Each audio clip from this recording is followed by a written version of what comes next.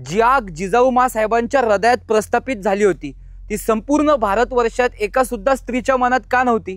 कारण स्वपतित्वाचं असलेलं सामर्थ्य, राजकीय दृष्टिकोन, प्रचंड शक्ती एवढं सगळं हातात असून सुद्धा परकीय सत्ताधीशांच्या गुलामगिरी आणि परकीय सत्ताधीशांचे अत्याचार जिजाऊ साहेब रोज पाहत होत्या। मोठ्या मोठ्या राजकीय आणि कुलवंश घरातल्या स्त्रिया सुद्धा हाल अपेष्टेत झिजत होत्या।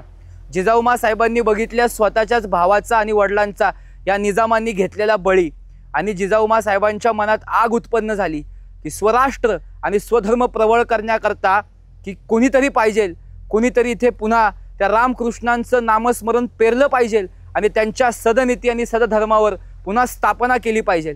म्हणून जिजाऊ साहेबांनी त्या भवानी मातेसमोर आपला पदर पसरला की मला एक ऐसा पुत्र दे जो ह्या तिन्ही याच्यामध्ये सदाचाराची आणि सदधर्माची प्रतिस्थापना करेल।